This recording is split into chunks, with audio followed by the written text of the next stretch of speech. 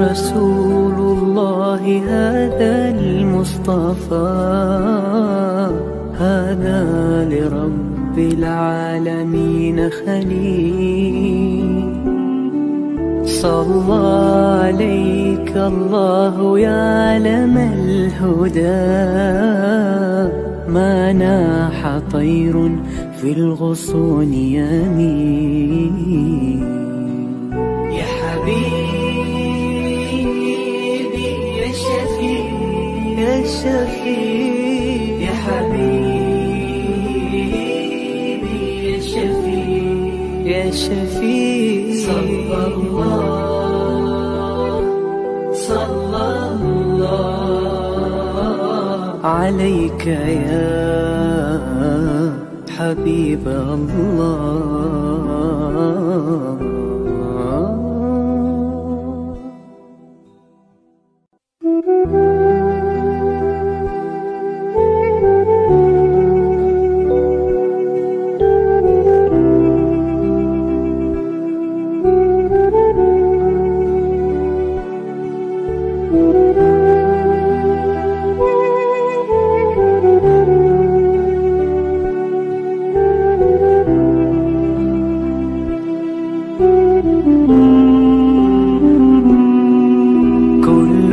القلوب إلى الحبيب تميل، ومعي بذلك شاهد ودليل.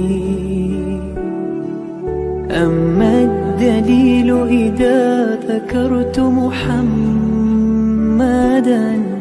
فترى دموع العاشقين تسيل.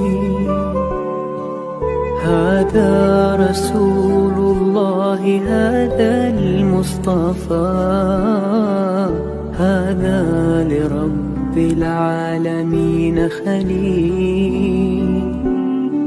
صلى عليك الله يا علم الهدى، ما ناح طير في الغصون يمين. يا حبيبي يا شفيع يا شفيع، يا حبيبي يا شفيع يا شفيع، صلى الله عليك يا حبيب الله.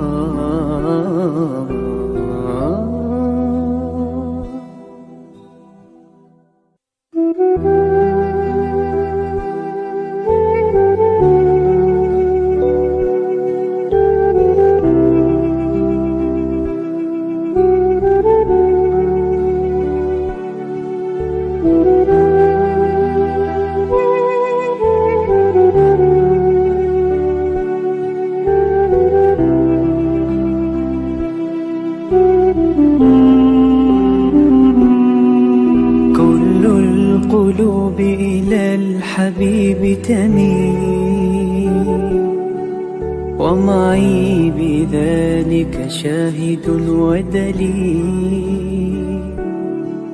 أما الدليل إذا ذكرت محمدا، فترى دموع العاشقين تسيل. هذا رسول الله هذا المصطفى، هذا لرب العالمين خليل.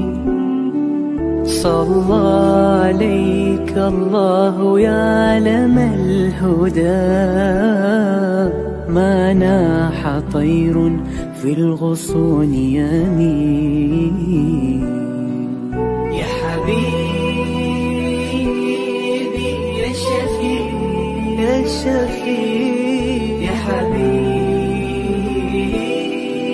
يا شفيع يا شفيع، صلى الله عليك يا حبيب الله.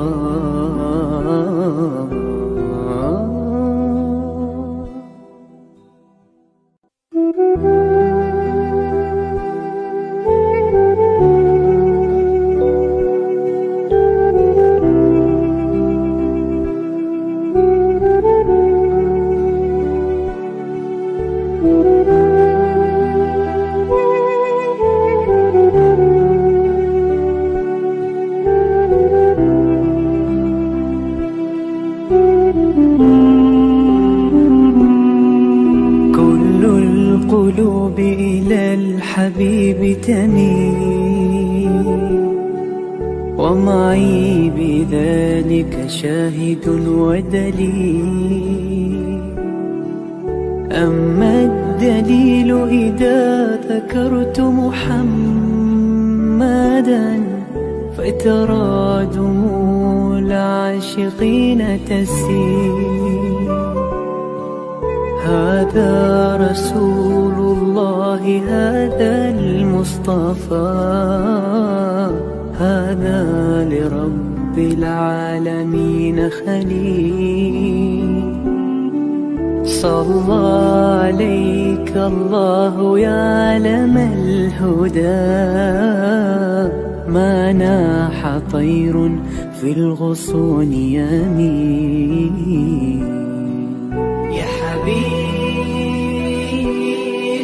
يا شفيع يا شفيع يا حبيبي يا شفيع يا شفيع،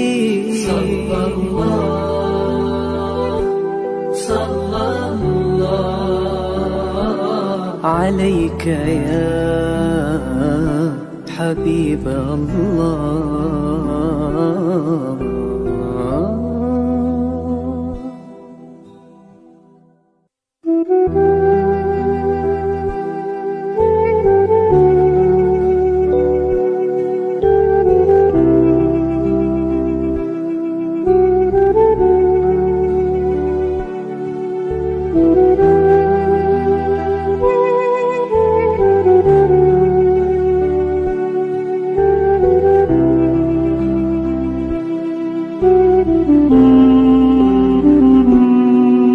كل القلوب إلى الحبيب تميل، ومعي بذلك شاهد ودليل.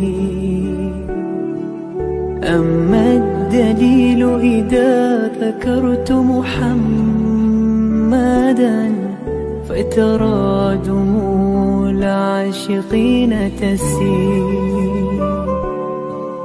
هذا رسول الله، هذا المصطفى، هذا لرب العالمين خليل.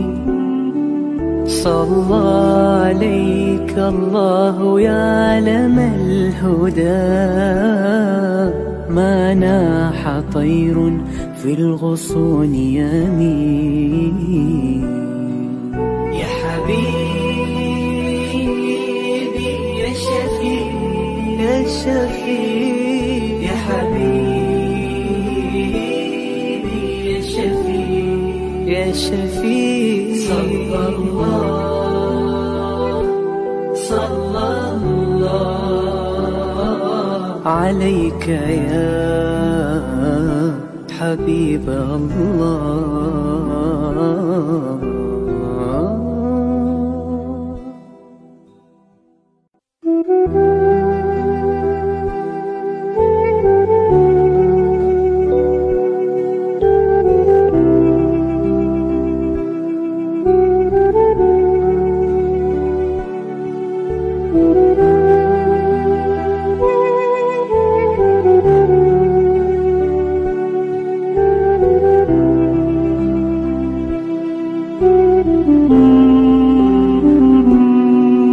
كل القلوب إلى الحبيب تميل، ومعي بذلك شاهد ودليل.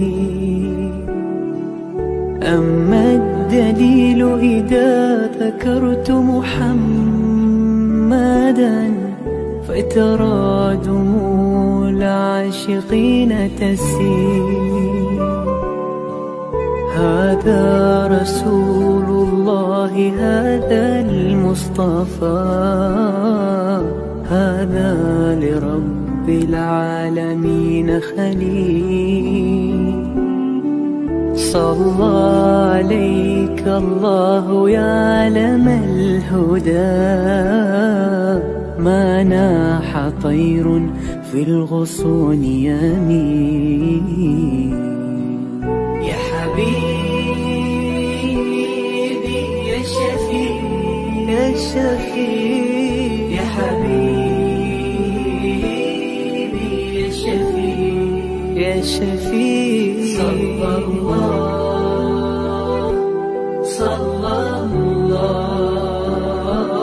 عليك يا حبيب الله.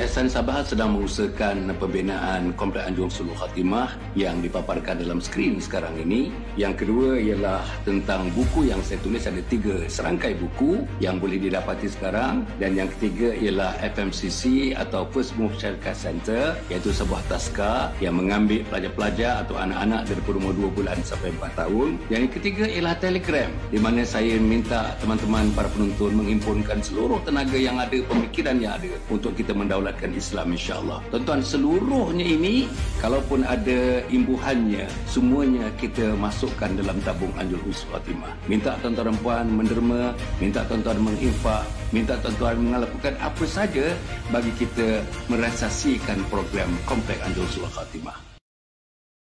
Assalamualaikum warahmatullahi wabarakatuh. Alhamdulillahirabbil alamin. Wassalatu wassalamu ala asyrafil anbiya'i wal mursalin. Sayyidina Muhammad wa ala alihi wa sahbihi ajma'in. Subhanaka la ilma lana illa ma 'allamtana innaka antal alimul hakim. Wa la hawla wa la quwwata illa billahil aliyyil azim. Qala rabbi shrah li sadri wa yassir li amri wa hlul 'uqdatam min lisani yafqahu qawli, amma ba'd. Para penonton yang saya kasih sekalian, alhamdulillah, terima kasih kepada para penonton, kepada ibu-ibu, kepada ayah-ayah, kepada anak-anak, kepada teman-teman remaja kita yang bersama-sama kita. Pagi ini biasanya konsentrasi kita kebanyakannya kepada anak-anak remaja. Dan kita hendak mak bapak bersama-sama dengan kita supaya banyak tips-tips yang akan dikemukakan yang boleh dipraktik terus oleh remaja itu sendiri dan juga oleh mak bapak yang berada dalam menjadi payung kepada remaja dalam kehidupan remaja di rumah masing-masing, alhamdulillah. Jadi saudara, tradisi membincangkan remaja ini masih kita berbagai-bagai aspek. Tuan-tuan boleh cadangkan, para penonton yang hormati sekalian, program ini program kita ya, program ini program kita bersama. Bukan program yayasan saja, bukan Hasan Ali saja. Program ini program kita. Kita nak hidupkan program ini. Sebab itu para penonton, ibu bapa yang menyaksikan cara ini, marilah kita sama-sama insya-Allah kita merai di antara kita ni. Maknanya boleh cadangkan apa patut yang kita bincangkan, masalah-masalah remaja yang patut kita bincang, apa bendanya yang kita berikan kena perhatian, yang kita berikan prioriti dalam perbincangan yang singkat selama 1 jam ini, insya-Allah. Saya mewakili Yayasan Sabah mengalu-alukan suggestions ataupun penangan dan pendapat daripada teman-teman, daripada remaja, daripada ibu bapa, daripada siapa saja yang concern mengenai permasalahan remaja di akhir-akhir ini. Malam tadi para penonton kita bersiaran bercerita tentang akhlak mulia bersama dengan Dr. Rahimi Muhammad Sa'ad daripada Universiti Melaya dan juga Cikgu Farah Hayana, seorang guru cemerlang, guru matematik, guru cemerlang di Sungai Petani di Kedah yang memang dah bersama dengan kita berapa minggu. Cikgu Farah Hayana menyebutkan, tuan-tuan, masalah besar ni, masalah besar remaja ni. Majoriti remaja yang menjadi pelajar-pelajar dia ialah remaja yang nampaknya tidak mengikuti jalan atau arah yang dikehendaki oleh ibu bapa. Apalagi jalan atau arah hidup yang dikehendaki oleh Allah Subhanahu Wa Taala yang disampaikan kepada junjungan besar Nabi Muhammad sallallahu alaihi wasallam. Kan? Remaja tak kisah salat, remaja tak kisah baca Quran, remaja tak kisah majlis ilmu agama, remaja tak hormat emak, remaja tak hormat ayah, remaja semalam disebut Cikgu Hayana menyebutkan kunci bilik, entah apa dia buat dalam bilik berjam-jam, pinggan mangkuk dia tak tolong basuh, mak masak di dapur dia tak tolong masak. Inilah yang berlaku. Dan setengahnya tuan-tuan bercinta-cinta, cinta awal. Seawal umur tuan-tuan, saya umur 8 tahun, 7 tahun dah bercinta tuan-tuan, bercinta dah. Ini masalah-masalah. Ini sebab katakan cinta monyet dan sebagainya. Tapi maklumlah remaja tuan-tuan dengan gadget yang ada, dengan telefon yang ada, berbagai-bagai gadget yang ada di hujung jari tuan-tuan dan puan, jadi lebih mudah lagi untuk mereka meraihkan naluri-naluri remaja itu, mereka raihkan begitu. Jadi ini masalah. Akibat daripada itu tuan-tuan, belajar pun susah, pergi sekolah pun susah, kan mentalaah buku pun susah, nak tanya buku pun susah, duduk di bilik kelas pun susah, tak selesa dengan guru pun iya, tak buat homework pun iya, pelajaran makin tertinggal, keputusan masih meragukan dan keputusan itu, keputusan peperiksaan pun menduka-citakan. Padahal sebagian besar daripada mereka, tuan-tuan bapa dah sediakan semuanya. Ada bilik sendiri, ada kipas, kadang-kadang ada aircon, ada meja nak belajar, ada lampu khas untuk menulis, lampu khas untuk letakkan di meja, bagi membolehkan anak-anak itu konsentrasi dengan apa yang dibaca, dengan cahaya lampu yang terkhusus kepada apa yang dibaca. Saya dulu belajar, tak ada semua ni tuan-tuan, tak ada semua.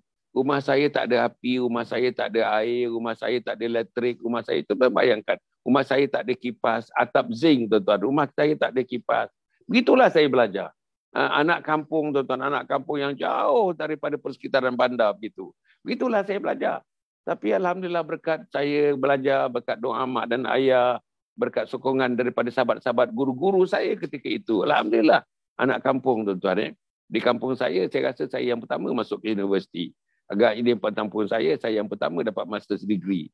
Agaknya di kampung saya mungkin yang lebih luas lagi, di Mukim saya agaknya yang pertama mendapat PhD. Saya nak sebut ni tuan-tuan, jangan silap. Bukan saya nak menonjolkan diri, bukan nak riak, bukan nak sombong, tetapi saya nak banding dengan anak-anak kita sekarang ni. Apa yang tuan-tuan tak bagi pada anak-anak? Duit belanja sampai RM5 satu hari tuan-tuan. Dulu saya 10 sen, 20 sen, 15 sen satu hari tuan-tuan nampuannya. Ialah agak ni nilai duit berbeza antara dulu dengan sekarang. Tapi perbezaannya tidaklah sampai 100% berbeza begitu kan ya. Apa lagi tuan-tuan semua ada. Rumah ada pagi-pagi, mak dah siapkan breakfast pun cantik. Kan? Ada transport tunggu, ayah hantar dengan motosikal, ayah hantar dengan kereta. Tak ada kereta tuan-tuan, pakai van sekolah. Dihantar, diambil sampai muka gate sekolah tuan-tuan nampak. Dihantar sampai itu. Besok nanti petang tengah hari diambil pula. Sampai ke rumah hantar. Nak pergi mengaji petang, hantar lagi. Mana nak cari tuan-tuan? Makanan alhamdulillah, makanan kita di Malaysia ni tak adalah seperti teman-teman di Afrika di sana tuan-tuan, yang nak makan pun tak cukup, tak ada makanan, ada duit tak dapat makanan, ada makanan tak ada duit. Begitulah mereka. Tapi kita di Malaysia ni masya-Allah tuan-tuan, mana ada rumah yang setahun sekali makan ayam, tak ada. Mana ada rumah yang setahun sekali tuan-tuan makan ikan, tak ada kat Malaysia ni. Kan miskin macam mana pun, sama ada mereka mencari ataupun mereka dihadiahkan, mereka diberikan makanan-makanan yang ada sikit unsur-unsur protein itu diberikan kepada mereka. Dan yang saya tahulah, guru-guru di sekolah kebanyakannya committed, very committed tuan-tuan nampak. Setakat yang saya tahu, I have not come across to teachers yang tidak committed begitu. Semuanya teachers committed. Adakan kelas tambahan, pagi, petang, ajak ke rumah lagi. Tuan-tuan ada special coaching di rumah. Bukan kena belajar apa-apa. Cikgu ni meredhakan diri mereka, berusaha sedaya upaya nak tengok anak-anak murid mereka berjaya. Tapi mentaliti anak ni lah. Anak ni suka berpesta, anak ni suka berhiburan, anak ni suka dalam kumpulan-kumpulan mereka, anak ni suka lepak-lepak, anak ni tak suka tengok buku, anak ni tak suka masuk kelas, anak ni tak suka cikgu. Itu anak kita. Jadi tuan-tuan, dan majoriti kalau ikut Cikgu Farah Hayana malam tadi tuan-tuan, yang dah mengajar dekat 15 tahun dah mengajar tuan-tuan, guru cemerlang, guru matematik cemerlang, Cikgu Farah Hayana ni. Dia mengatakan inilah masalahnya. Bilangan yang tak nak belajar, bilangan yang duduk dalam kelas berangan-angan, bilangan yang tak tahu tuan-tuan sama ada dia di kelas atau tidak di kelas, bilangan yang mengantuk, bilangan yang tidak shows disinterestedness kepada kelas, kepada guru dan sebagainya. Bilangan tu majority tuan-tuan. Yang nak belajar betul-betul yang duduk depan ni, itu minority tuan-tuan. Yang duduk belakang tu main-main lah, tidur-tidur lah tuan-tuan, mengelamun-mengelamun lah mereka. Tapi ini anak kita. Anak tuan-tuan, mungkin anak saya, mungkin cucu saya. How to deal with this one? Inilah tuan-tuan pagi ni. Pagi ni kita ada syaurah tuan-tuan. Contoh, syaurah ni contoh. universitinya, sekolah-sekolah pilihannya, tuan-tuan, hafaz Al-Qurannya, akademik bagus, Al-Quran bagus, agama bagus, tuan-tuan dan puan, akhlak bagus. Mana nak dapat? Nanti kita ada Imam Muda Hasan Adli. Alhamdulillah, Imam Muda, tuan-tuan dan puan, Imam Muda menguasai Al-Quran, menguasai bahasa Arab, menguasai hadis, boleh bercakap dalam mudanya begitu, boleh berdepan dengan berapa bilangan penonton di depan. 1,000 orang dia boleh bercakap, 10,000 orang pun dia boleh bercakap. Dengan nada yang meyakinkan, insya-Allah ini anak-anak muda, tuan-tuan. Maknanya, tapi tuan-tuan macam mana prosesnya? Prosesnya berlaku. Nanti kita dengar daripada mereka, insya-Allah. Jadi tuan-tuan, saya mukadimah tu panjang sikit tadi pasal saya nak menyampaikan kepada ibu-ibu dan ayah-ayah yang bersama dengan kita pada pagi ini. Kita harap like and share lah, tuan-tuan. This is the thing that we can serve our society. We can serve our community. We can be of help to them, you know. Most of our friends, most of our neighbors are facing the same thing as what we are facing. Maknanya masalah-masalah besar yang kita hadapi ini dihadapi oleh berbagai-bagai lapisan masyarakat.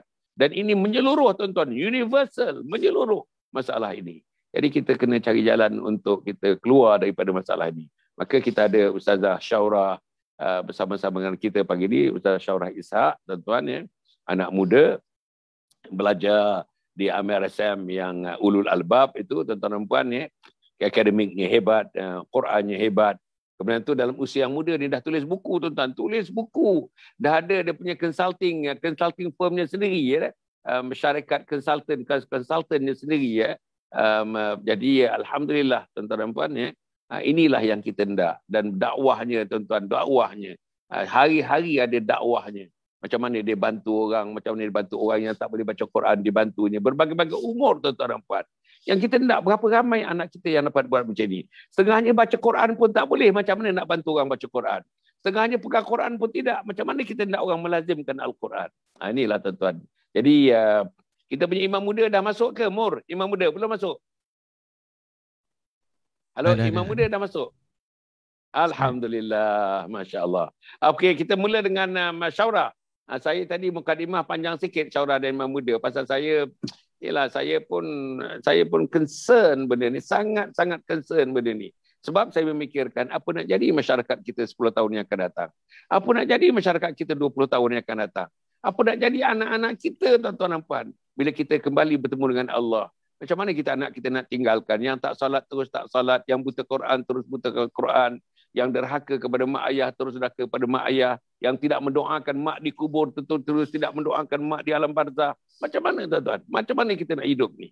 Jadi Syaurah, komen sikit tentang pembukaan saya tadi tu, mukadimah saya tu, cuba komen sikit. Ya, sila Syaurah.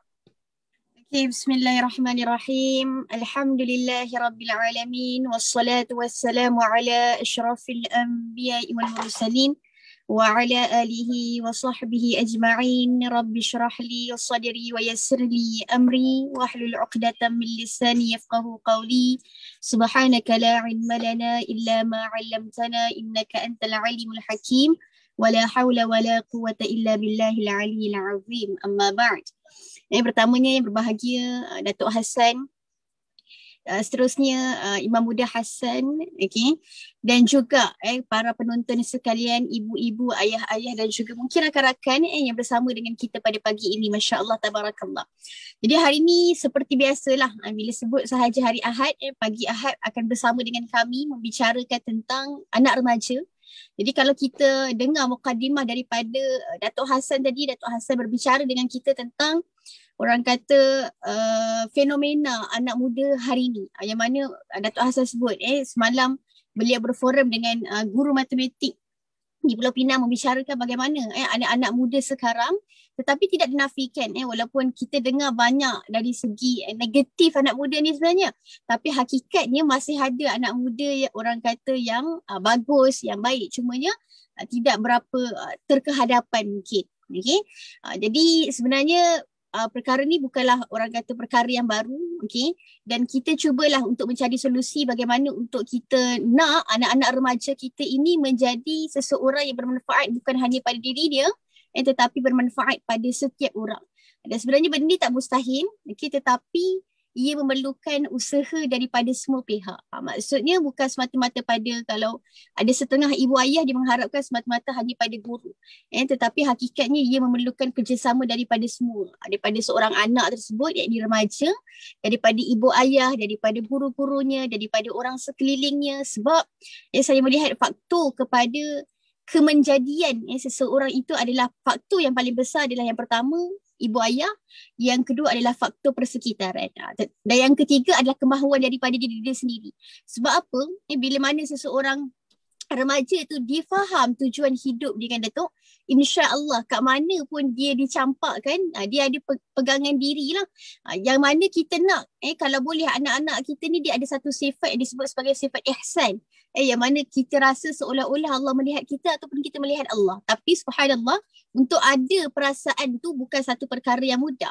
Dia mesti bermula daripada, orang kata, daripada kecil kita didik anak kita ni supaya dia faham apa jua perkara yang dia buat ini dilihat oleh Allah Azza wa Jalla. Daripada kecil dia tahu tujuan saya hidup ni bukan semata-mata untuk saya mengejar kepuasan diri saya, tetapi ada tujuan hidup ni, yakni akhirat, untuk berjumpa dengan Allah Azza wa Jalla. Maka tak boleh lari dengan, orang kata, sebagai fahaman agama lah, kefahaman agama.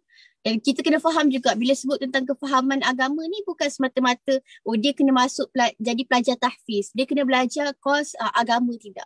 Ada orang yang dia tak belajar kos-kos agama tetapi dia mempunyai kefahaman agama yang baik. Jadi kita nak kefahaman agama, bukan semata-mata belajar agama tetapi dia ada kefahaman. Kefahaman ni satu perkara yang mahal. Sebab apa? Ada orang dia belajar agama tetapi dia tidak ada kefahaman agama. Bila tak ada kefahaman agama, itu yang kita tengok pada praktikalnya, pada akhlaknya tidak menggambarkan apa yang dia belajar. Wal'iyadzubillah. Okey. Jadi insya-Allah lah, itulah sedikit mukadimah untuk pagi ni Datuk. Alhamdulillah. Tuan-tuan, apa yang Syaurah sebut tadi, 2-3 perkara. Yang pertama, untuk kita katakanlah di antara penyelesaian yang longgar dulu. Penyelesaian yang longgar dulu, tuan-tuan. Yang pertama, peranan ibu bapa, dia kata, tuan-tuan. Peranan ibu bapa. Yang kedua, persekitaran. Kalau saya boleh recall balik apa yang Syaurah sebut tadi. Persekitarannya. Macam mana kawan-kawannya, macam mana rumahnya, macam mana tempat sekolahnya, macam mana dia main bola, dekat mana dia main, macam mana dia pergi shopping, macam mana dia buat window shopping, itu persekitarannya. Yang ketiga, dirinya sendiri. Dirinya sendiri, tuan-tuan dan puan. Berapa orang agak-agak anak sampailah katakanlah ambillah remaja daripada umur katakanlah 13 tahun ya, sampailah katakanlah umur 20 tahun. Berapa orang agak-agak yang anak kita ada misi, ada visi dalam hidup dia. Mission dan vision yang disebut oleh Syaurah tadi, apa dia, tuan-tuan? Ada dua dunia, dunia ini dan dunia akhirat. Dunia fi dunia wal akhirah. Dunia ini dan akhirat. Ada berapa orang agaknya dalam rumah tangga kita, dalam rumah kita, tuan-tuan? Berapa orang anak yang ada visi dan misi itu? Hidupnya untuk di dunia dan hidupnya untuk di akhirat. Dan yang keempat yang dia sebut tadi, tidak lain dan tidak bukan, tuan-tuan dan puan, ialah tentang penglibatan. Penglibatan anak-anak muda ni.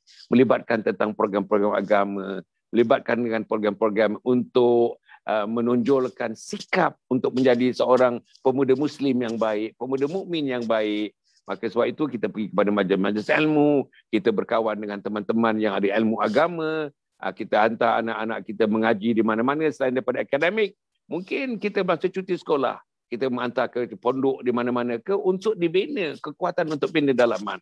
Mungkin kita sangkutkan di rumah orang miskin, tuan-tuan ya. Salah seorang daripada sahabat dalam forum kita minggu lepas ini, tuan-tuan, menyebutkan dia letak anak dia ke rumah orang miskin tu 1 bulan, tuan-tuan. 1 bulan dia letak. Hiduplah bersama orang miskin. Dia upper middle class, tuan-tuan ya. Jadi letak betul-betul pada orang sangat miskin. Dia letakkan hidup macam mana makan orang miskin, macam mana kehidupan orang miskin, macam mana tilam orang miskin, ada tilam ke tak ada tilam, tuan-tuan dan puan. Ini semuanya, tuan-tuan, untuk memberikan experiential learning kepada anak-anak kita. Jadi anak-anak kita tak kenal. Maaf, saya nak panjang sikit. Anak kita tak kenal siapa anak yatim. Anak kita tak kenal apa dia poverty. Anak kita tak kenal apa dia kesusahan. Anak kita tak kenal apa dia tidur tidak bertilam. Anak kita tak kenal apa dia rumah yang tak ada kipas. Anak kita tak kenal apa dia kesengsaraan. Ini tak ada. Anak kita tak, termasuk anak saya, cucu saya agaknya tak kenal benda-benda ini. Jadi sebab itu, tuan-tuan ya, kita kena didik anak-anak ini supaya dia dapat tahu kehidupan yang sebenarnya, insya-Allah. Saya nak pergi kepada Imam Muda Hasan Adli. Assalamualaikum Ustaz. Waalaikumsalam warahmatullahi. Apa khabar? Oh, saya Baik, ingat baik, Ustaz batik pagi ni. Saya pun nak mencorakkan, saya tak ada batik macam Ustaz tu. Jadi saya pakailah baju yang jalur-jalur ni. Kan. Ustaz pula nampak pakai baju kuning cantik, lengan panjang agaknya. Saya pula lengan pendek pada pagi ni. Tapi apa pun imam muda ya. Imam muda, imam dalam muda dan sebagainya, muda dan imam kan ya. Jadi sudah tentulah sebagai seorang imam, sebagai seorang muda dan sebagainya, rasanya followers kepada, kalau misalnya ada Facebook, ada berbagai-bagai media social media ini, followersnya saya yakin imam muda punya followers kebanyakannya umur belasan, 20-an dan 30-an.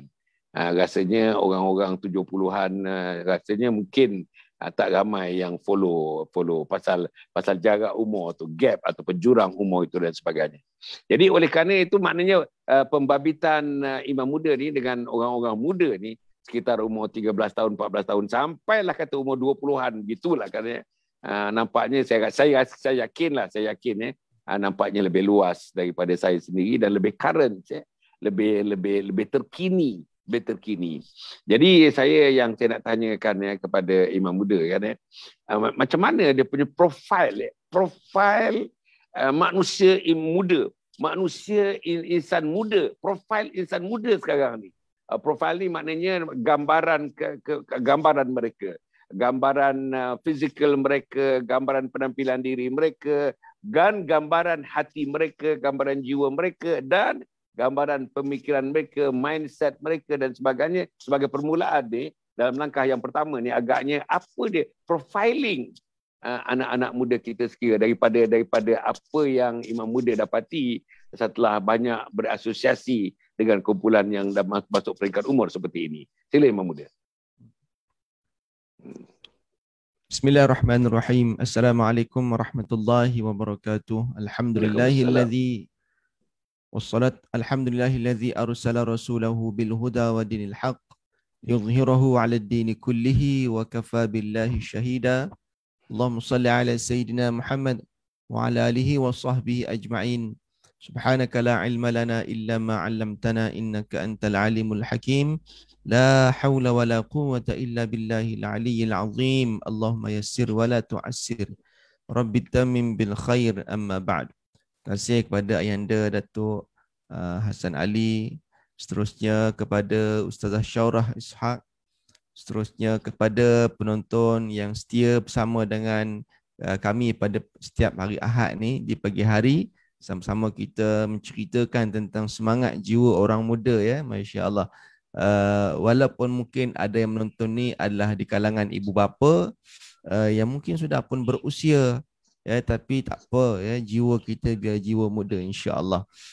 Bila disebutkan tentang profiling ya, tentang kita kata apa, bagaimana gambaran pemuda pada hari ini ya, ini pun kalau kita lihat Allahumma salli ala sayyidina Muhammad, Syekh Dr. Yusuf Al-Qaradawi hafizahullah taala pernah menyebutkan ya, kalau kita nak melihat pemuda masa akan datang, maka lihatlah ya siapakah pemuda kita pada hari ini. Maka hari ini kita melihat bagaimana gambaran pemuda hari ini. Adakah mereka ini apakah kita kata apa 10 tahun akan datang, 20 tahun akan datang, bagaimana nasib negara kita? Maka pada orang kata apa, pada apa yang saya lihat ya, setakat hari ini ada tu Ustazah Syaurah dan penonton sekalian, ibu bapa sekalian, muslimin muslimat, ya macam apa yang Datuk sebutkan di awal-awal mukadimah tadi lah ya, mungkin kita kata agak membimbangkan juga. Sebab apa? Sebab dengan kecanggihan teknologi itu satu benda yang bagus, tapi dalam masa yang sama ia merobohkan binting iman. Itu yang kita bimbang ya. Tak seperti dahulu zaman Datuk ya, zaman ayahanda kita, zaman ayah kita, dan mungkin zaman saya sendiri pun orang kata teknologi itu dah ada tapi tak secanggih pada hari ini. Zaman saya tu Nokia 33 sekupang tu kiranya benda tu hebat lah tu. Itu pun waktu saya zaman sekolah menengah.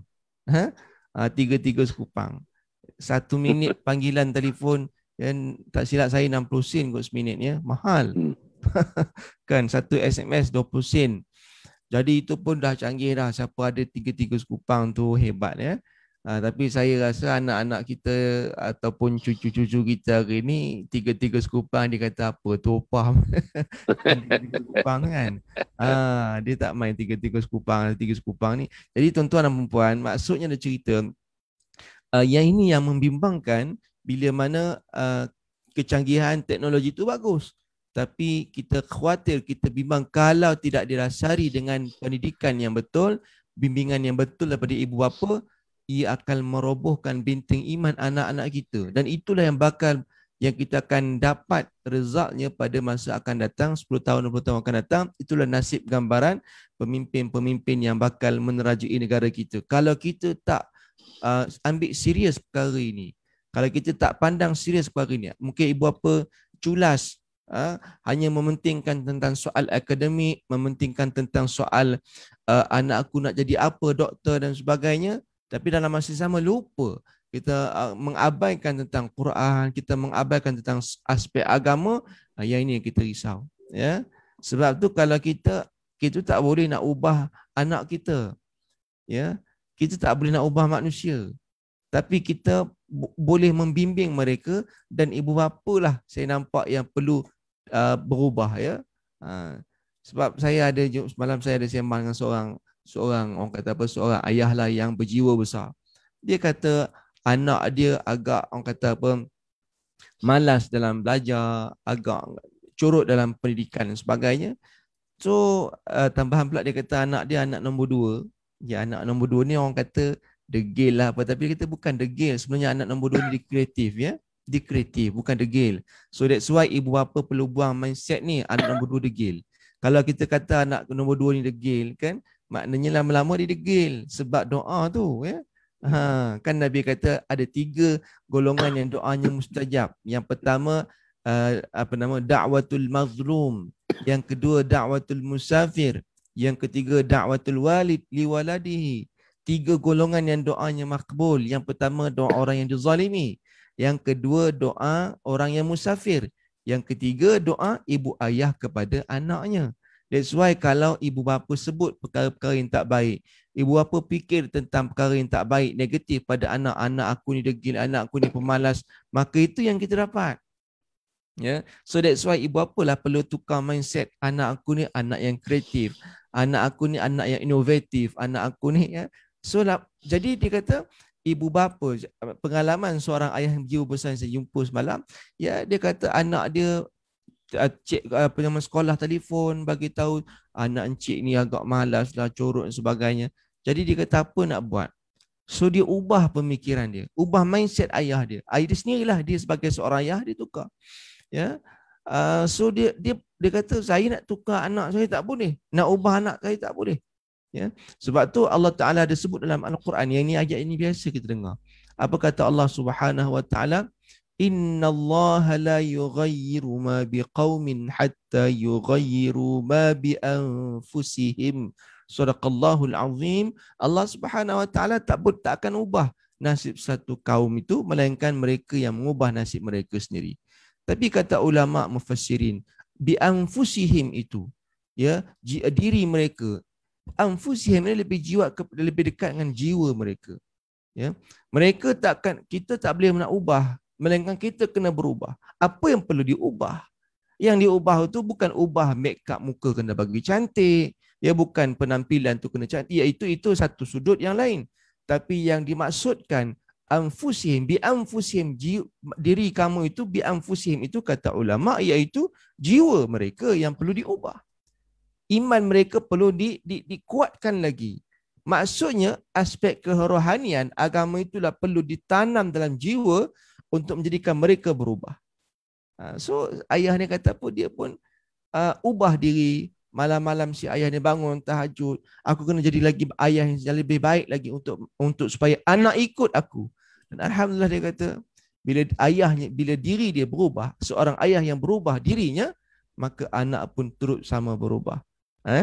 Jadi saya nampak ya Datuk ya, satu perkara yang penting pada hari ini, seorang ayah juga memberikan peranan penting dalam kehidupan seorang anak, membentuk peribadi anak. Jangan harap anak berubah, tapi ibu bapa kena berubah dulu. Ya, wallahu taala alam. Alhamdulillah. Itulah tuan-tuan, hujungnya tadi. Hujungnya macam mana pun kami sudah bersiaran. Tak maaf, saya ulang-ulang ni. Kami dah bersiaran 1 tahun 7 bulan, masuk 1 tahun 8 bulan. Non-stop. Pagi pukul 7, malam 9.15. Pagi pukul 7, malam 9.15. Tuan-tuan dan puan yang saya muliakan sekalian, malam ni Ustazah Nazirah. Ustazah Nazirah antara yang popular tuan-tuan dan puan. Malam ni fiqh muslimat. Fiqh Hawa kita panggil. Fiqh untuk golongan Hawa yang dipimpin oleh Ustazah Nazirah pada malam ni pukul 9.15 malam tuan-tuan dan puan, dengan Facebook yang sama tuan-tuan, dengan network yang sama insya-Allah. Tuan-tuan saksikan malam ni. Tapi yang saya nak ulas sikit, yang hujung yang disebut oleh apa dia tadi, oleh Imam Muda tadi, ialah tentang ibu ayah. Masih lagi ibu ayah. Setahun 8 bulan dah kita bersiaran ni. Ibu ayah. Tapi masih lagi kedengaran tuan-tuan. Masih lagi. Orang telefon saya banyak. Orang send messages to me. Orang tuan-tuan dalam saya punya Facebook, dalam saya punya WhatsApp, dalam punya apa, dihujani dengan panggilan-panggilan dan sebagainya. Nak mengetahui tentang macam mana. Setengahnya tuan-tuan dah angkat bendera putih. Bendera putih macam-macam sekarang ni, Imam Muda.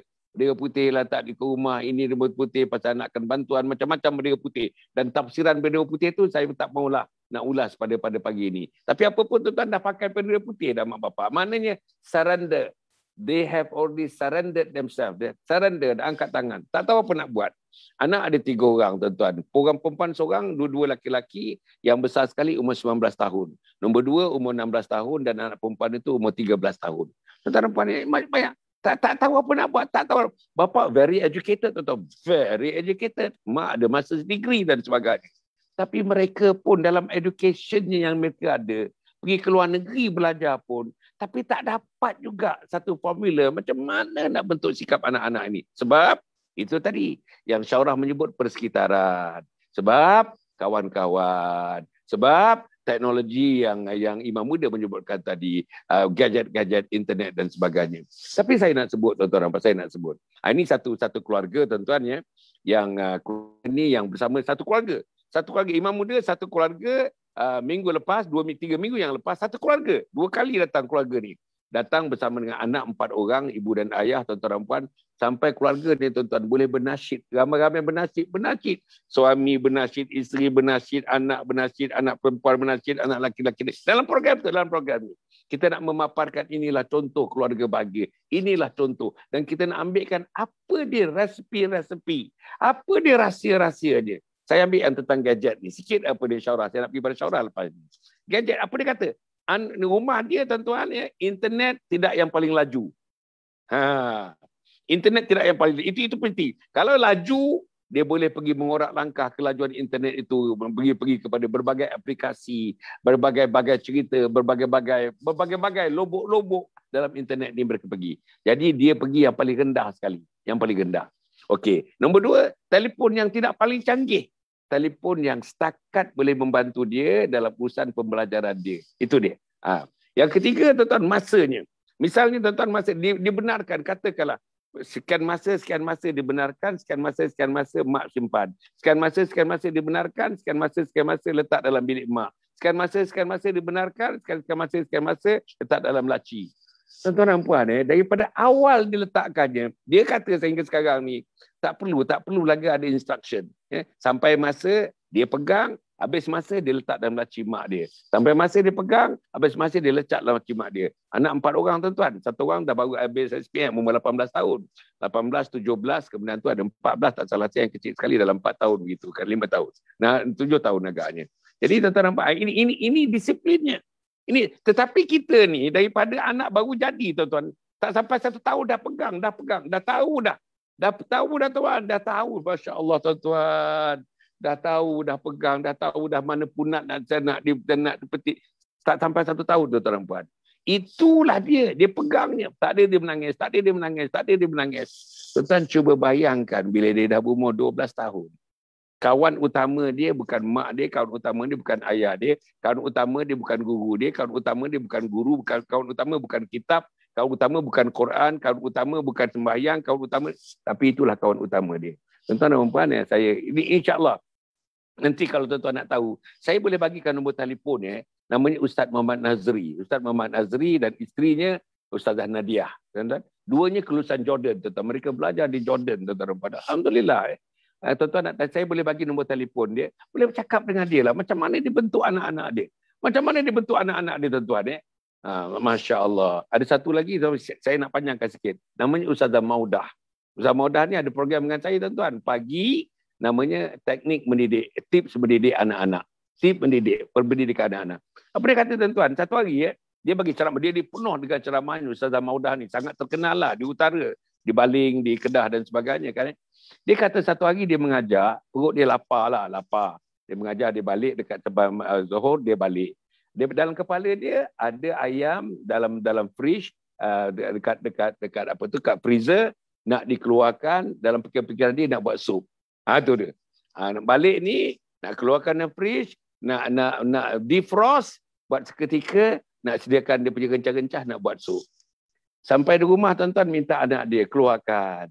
Apa anak dia kata, tuan-tuan? Anak laki-laki ni. Dua orang anak laki-laki ni. Apa dia kata? Sup dah ada di atas meja, mak. Alamak. Dia mempersilakan mak dia, dah ada sup, dah ada air, dah ada tisu, everything was there, tuan-tuan dan puan. Macam mana, tuan-tuan? Macam mana dia didik anak-anak ni? Tanpa ada instruction daripada ibu dia. Dia tahu bila ibu dia nak balik, dia tahu ibu dia lapar, dia tahu ibu dia kemungkinan, dia terasa ada rasa ibu nak makan sup, tuan-tuan, sup ayam. Jadi anak dia sediakan. Anak umur tak salah saya ketika itu dalam 11 tahun, tuan-tuan. 11 tahun dan 9 tahun. 11 tahun ni imam muda, 11 tahun dan 9 tahun boleh menyediakan sup yang dihidangkan. Sup yang dihidangkan sesedap mak dia buat sup. Ini maksudnya, kat situ ni pengajarannya yang pertama servis anak-anak kepada mak bapak. Yang kedua hormat anak-anak kepada mak bapak. Yang kedua rasa yang sama. Tuan-tuan, rasa, travelling of the usaha ni. The wave of usaha ni, gambaran-gambaran apa yang kena ibu dan ayah, the taste of father and mother tu dapat dirasakan oleh anak-anak itu. Ini tuan-tuan dan puan satu benda yang sangat mahal lah pada saya. Okey, Syaurah. Boleh tak Syaurah ulas sikit apa yang saya sebut? Saya tak nak panjangkan. Ulas apa yang saya sebut tadi. Sila Syaurah. Bismillahirrahmanirrahim. Okey. Jadi yang Datuk sebut tadi, kita tengok satu side yang positif lah, bagaimana seorang anak, subhanallah, umur 11 tahun dah boleh sediakan makanan untuk mak ayah. Satu benda yang kita rasa satu perkara yang patut dibanggakan lah. Tetapi hakikatnya kalau melihat pada dunia hari ni jarang-jarang berlaku. Tetapi sebenarnya kalau kita melihat kenapa, bagaimana ada golongan-golongan anak muda yang sebegini, yang punya orang kata satu sifat hormat yang sangat tinggi pada ibu ayah, ada rasa nak tolong mak ayah.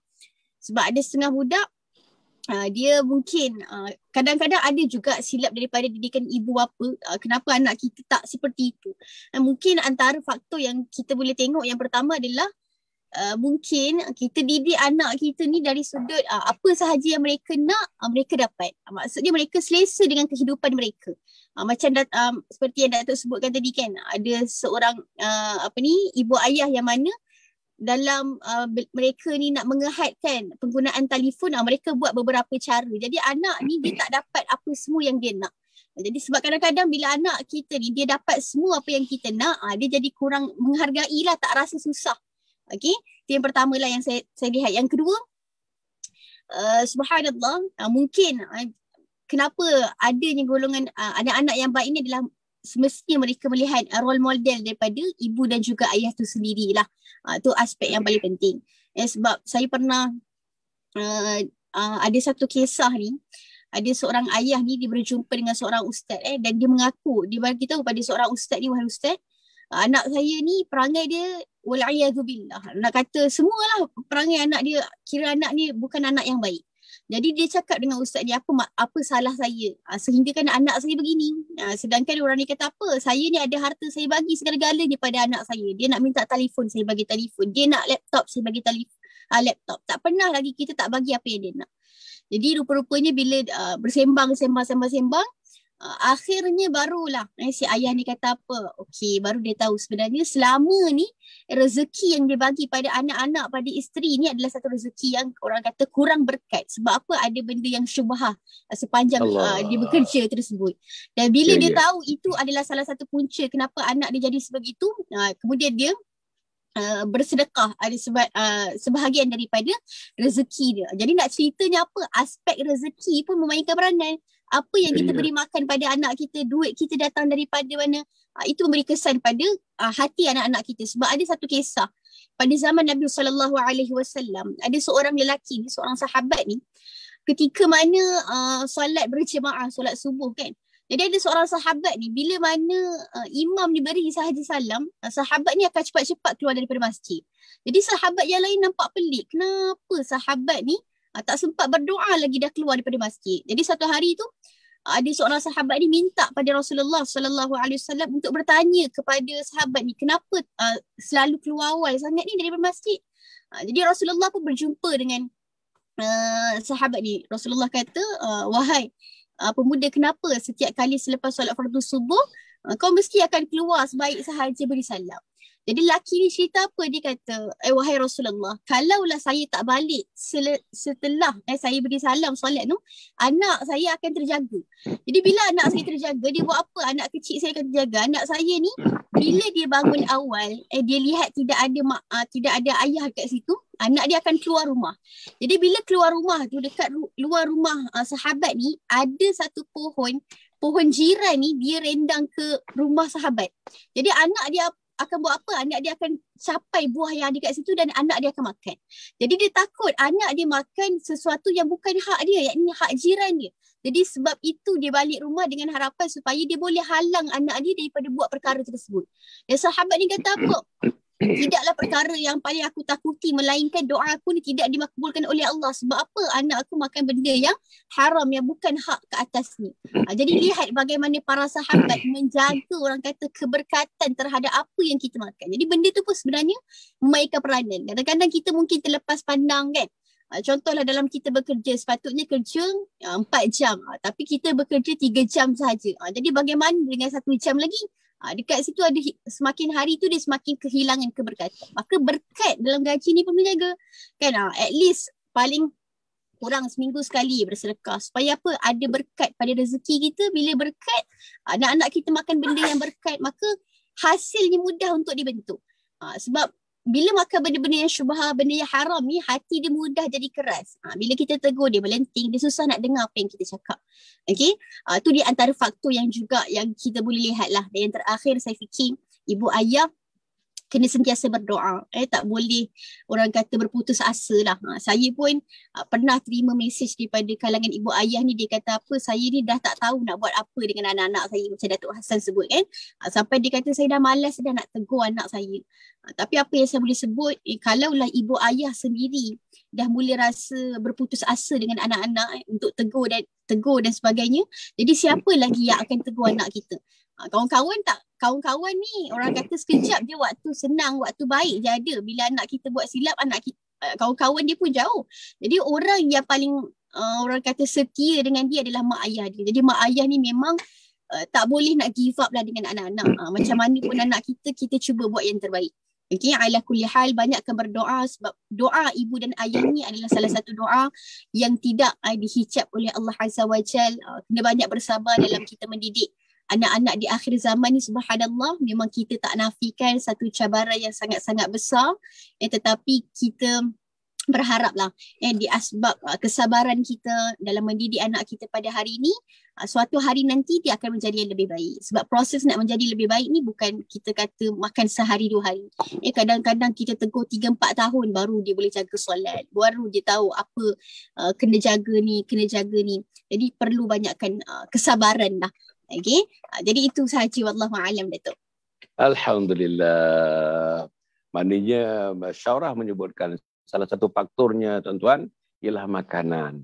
Memang tuan-tuan tengok perbahasan mana-mana pun ulama tulis. Tuan-tuan tentang mendidik anak-anak ni, saya rasa tak lengkap tulisan itu kalau tidak menyebut tentang makanan, sumber makanan, unsur makanan yang diberikan kepada ahli keluarga, mak bapak termasuk anak-anaknya. Apa jenis makanannya? Tuan-tuan, makanan yang haram dan syubhah ni, Masya Allah, tuan-tuan. Saya ingat walaupun di Malaysia ni Alhamdulillah mudah nak dapat. Tapi saya nak sebut tuan-tuan dan puan, kalau kita makan makanan-makanan yang dimasak oleh orang yang bukan Islam, macam mana tuan-tuan? Itu kita boleh fikirkan. Kita bawa anak kita makan di kedai, dah jelas-jelas kedai tu. Tanda halal pun tak ada, tuan-tuan. Tanda halal pun tak ada. Kita boleh makan di kedai itu. Boleh selesa makan di kedai itu, tuan-tuan dan puan. Macam-macam sekarang. Kedai Korea, kedai Vietnam, kedai berbagai-bagai. Saya tak tahulah, tetapi inilah tuan-tuan yang menjadi model makanan di kalangan anak-anak kita, tuan-tuan. Kena tengok. Yang kedua, tuan-tuan, tentang makanan ni. Saya ingat masa saya belajar di luar negara ni, ada satu keluarga ni, tuan-tuan. Dia pergi beli barang-barang ni. Orang lain boleh pergi barang-barang dalam 1 jam. Dia dekat 2 jam setengah. Lebih 1 jam setengah. Sebab apa, tuan-tuan? Beli roti, dia bacanya roti tu. Kandungan dia tak mau ada lard, LARD misalnya. Lard ni, tuan-tuan, adalah substance daripada binatang, dan binatang dia adalah binatang yang kita tahulah. Binatang di Eropah, binatang di Amerika ni kita tahulah macam mana mereka menguruskan binatang dan sebagainya. So dia tak ambil. Dia biskut ke, coklat ke, satu persatu, tuan-tuan. Satu persatu. Isteri dan anak-anak dan dia sendiri tengok satu persatu. Kalau dia ayam, saya ingat lagi ayam, tuan-tuan. Orang kita pun beli makan dekat Coles, nama macam Giant ni dia panggil Coles, besar, tuan-tuan, Coles, dia punya supermarket. Ada orang beli kat supermarket tu saja. Tapi yang keluarga ni, termasuklah saya pun ikut dalam keluarga ni, tuan-tuan, kita pesan makanan tu, kita belajar, tuan-tuan, katakanlah di Wisconsin, kita pesan daripada New York, tuan-tuan. Seminggu sekali datang tu ayam memang ayam Rabi'ah namanya. Ayam yang disembelih memang dah ada certification. Tunggu, tuan-tuan. Ambil daripada Islamic Center. Makanlah yang itu. Jadi selera. Tapi yang tak kisah ni terus tak kisah, tuan-tuan. Jadi kita tengok perkembangan anak-anak daripada yang orang yang saya sebutkan tadi, tuan-tuan. Dibandingkan dengan orang-orang yang lain. Beza, tuan-tuan. Terutama di negeri barat. Anak kita ada 3-4 orang. Ada 2-3 orang, tuan-tuan. Tapi macam mana tentang culture barat tu menyeliputi mereka, tuan-tuan. Kadang-kadang anak kita lebih barat daripada orang barat. Ini masalah besar. Dan adik-adik kalau kita susur galurnya, dia ada kaitan dengan makanan dan pemakanan. Jadi syaurah yang sebutkan tadi, saya rasa bertepatan syaurah dengan apa yang saya pandang, apa yang saya lihat, dan apa yang saya cubalah cara-cara kecil-kecilan. Saya cuba praktik di kalangan keluarga saya dan sebagainya. Tuan-tuan dan puan, saya nak pergi kepada Imam Muda. Imam Muda, rumah kita ada grill. Macam mana kita nak kontrol anak-anak kita sekarang? Macam mana kita nak kontrol? Sebab ada anak, anak yang baru ataupun anak yang sudah dipengaruhi oleh pengaruh-pengaruh yang negatif yang disebutkan tak boleh diulas pengaruh itu. Macam mana? Kita sediakan, katakanlah, tuan-tuan, kita rumah kita macam-macam kita buat supaya anak kita ada peraturan-peraturannya, tak boleh keluar rumah sekian-sekian, tak boleh rumah sekian-sekian. Kita ada kunci rumah kita, boleh kunci rumah kita ada grill rumah kita. Bukan nak kunci anak-anak tu, tapi adalah masa dan ketikanya boleh keluar dan tidak boleh keluar. Keluar pun dengan siapa, bila waktunya keluar, setelah selesaikan Qurannya, setelah selesaikan salatnya, setelah selesaikan homeworknya, petang-petang untuk main bola sekejap, dia boleh keluar. Dia mesti balik pukul 6.30. Sebelum azan dia mesti balik. Jangan orang azan masih tendang bola lagi. Orang dah rukuk dan kali rakaat yang kedua masih tendang bola lagi. Dan kebetulannya, tuan-tuan, pandang bola di sebelah masjid, di sebelah surau.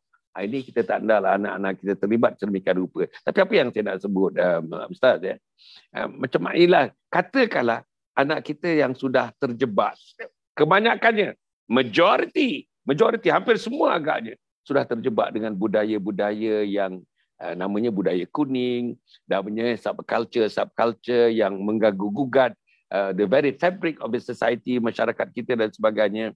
Anak kita sudah terjebak. Katakanlah, dah mula hidu-hidu gam. Katakanlah dah mula-mula hidu gam. Agaknya sebagai sikit-sikit gambaran kepada ibu bapa yang mengalami keadaan itu, dan ada ibu bapa yang macam Syaurah sebut tadi, dah pakai bendera putih, tuan-tuan. Buatlah apa. Ada bapa datang jumpa saya, tuan-tuan, Dr. Hassan, you do whatever necessary. You do whatever necessary, we have surrendered. Kita kata, saya dah angkat bendera putih, Dr. Hassan buatlah apa yang patutnya untuk anak. Jadi tuan-tuan dan puan, dalam keadaan ini, apa agaknya langkah 1, langkah 2 sikitlah untuk anak-anak yang sudah mula terjebak macam hidu gam, isap rokok dan sebagainya. Macam mana, apa cara yang peringkat awal ni? Mungkin ada 1-2 tips yang nak berikan kepada ibu bapa pada pagi ni. Sila Imam Muda. Okey, baik. Terima kasih Datuk ya. Seterusnya Ustazah Syaurah, muslimin muslimat, ayahanda ibunda yang dirahmati Allah sekalian. Allahumma salli ala Sayyidina Muhammad. Ya, sebenarnya kenapa anak kita jadi sedemikian yang digambarkan oleh Datuk sebentar tadi. Kadang-kadang kita kata begini, anak itu cerminan ibu bapa, ya. Anak dia akan mewarisi apa yang mak ayah dia pernah buat dahulu. Sebab tu kalau kita tidak buat baik dengan mak ayah kita, begitulah juga anak-anak kita akan buat pada kita, ya. Kalau bukan anak kita, cucu, itu yang membimbangkan. Sebab ya, wanudawiluha bainan nas, ya, maknanya apa yang kita buat itu yang kita akan dapat, ya. Apa yang kita bagi itu yang kita dapat. So begini, ya, tuan-tuan dan puan muslimin muslimat yang dirahmati Allah sekalian. Saya nak buat satu kisah lah, ya. Satu kisah seorang ustaz, ya, dia pernah cerita dalam ceramahnya. Dia kata dia ni agak seorang pendakwah, seorang ustaz yang dikenali, dan Allah uji dia dengan anak yang macam yang disebutkan Datuk sebentar tadi, ya. Anak dia remaja yang balik malam lewat, lepak sana sini, cuma mungkin tak terjebak lagi dengan hisap gam. Cuma kita kata sosial lah, ya. Orang kata suka merayap tengah malam, ya, lepak sana sini, buang masa, ya, enjoy kan. Zaman muda nak kena enjoy, begitulah, ya. Kawan-kawan orang kata tak gentleman lah kalau anak lelaki duduk di rumah, ya, berkurang di rumah. So orang kata ya, kena lepak sampai 2-3 pagi. Ini berlaku. Jadi ayah ni rasa malu lah, sebab dia seorang ustaz yang dihormati di tempatnya. Kemudian orang tengok anak tak jadi contoh kan. Macam mana cerita ni kan, Allah. Sebenarnya Datuk, ini pun saya bimbang juga kan. Saya bimbang perkara ini berlaku pada kita. Na'udzubillah min zalik, ya. Ujian. Jadi setiap kali ayah dia, ustaz ni kata setiap kali anak dia balik, dia akan marah anak dia. Ya, anak dia macam agak dah macam dah lali lah, ya. Apa yang dia dah tahu dah, setiap kali dia balik rumah mesti ayah dia akan bising. Setiap kali balik rumah pukul 2 pagi mesti ayah dia akan tunggu dekat pintu rumah. Kenapa kamu buat lambat? Dan cercaan, orang kata makian, marah ni tiap-tiap hari dibuat oleh si ayah ni, ya. Sampailah satu ketika, tuan-tuan dan puan, sampailah satu hari ayah dia ubah cara. Ya. Satu hari anak dia balik dalam pukul 2-3 pagi, ayah sudah tunggu di sofa. Anak dia macam tahu dah, nak kena marah lah ni, ya, nak kena marah lah ni. So dia dah lali dah, ya, marah tak marah tu kata biarlah, dia kata terima je lah. Tapi hari tu dia kata saya ubah cara, ya, ubah pendekatan, saya jadi baik. Hari tu dia kata dia jadi baik.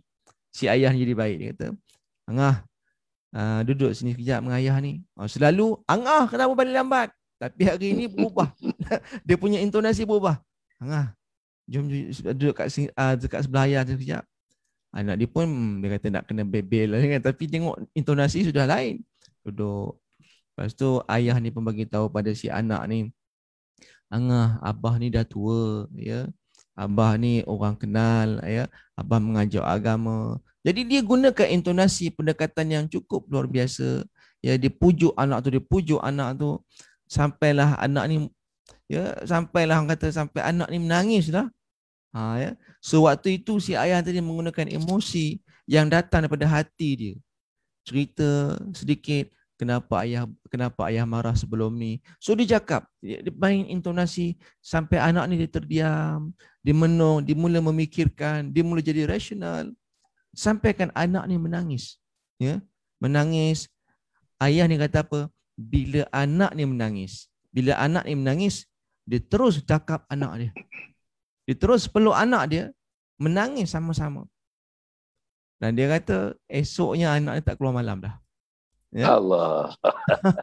So saya nampak kadang-kadang kita tak perlu ubah banyak. Kita perlu ubah sikit saja. Dia macam ni lah Datuk kan. Bila kalau kita tanya apakah resepi kalau nak buat nak buat apa? Masak apa, ya? Rendang. Sambal goreng imam lah. Sambal goreng imam contoh kan. Okey. So kita dah tahu dah resepi dia. Kena ada ikan bilisnya, ada sambalnya, kena ada begini. So kita boleh cerita resepi. Kalau saya tanya pada ibu bapa, tuan-tuan dan puan-puan sekalian, macam mana nak buat sambal nasi lemak yang sedap? Sambal nasi lemak yang sedap. Mungkin kita akan list dekat ruangan komen tu bagi tahu cili gini, nak sedap sikit tambah begini-begini. Tapi kadang-kadang kita lupa satu benda yang paling penting. Yang mana kalau kita dah cukup resepi, semua dah komplit, tapi kalau satu benda ni tak ada, maka dia tak akan jadi juga sambal ikan bilis. Apakah dia, tuan-tuan dan puan-puan? Iaitu kita lupa gas kita dah habis. Ya, kita lupa dapur gas kita tu rupanya gas tak ada. Ceritalah resepi kok mana hebat pun, tapi rupa-rupanya gas tak ada. Padahal itulah perkara penting yang kita terlupa. Rupanya kita ceritalah resepi macam-macam formula itu dan ini, tapi kadang-kadang kita miss satu benda yang perlu kita repair sikit saja.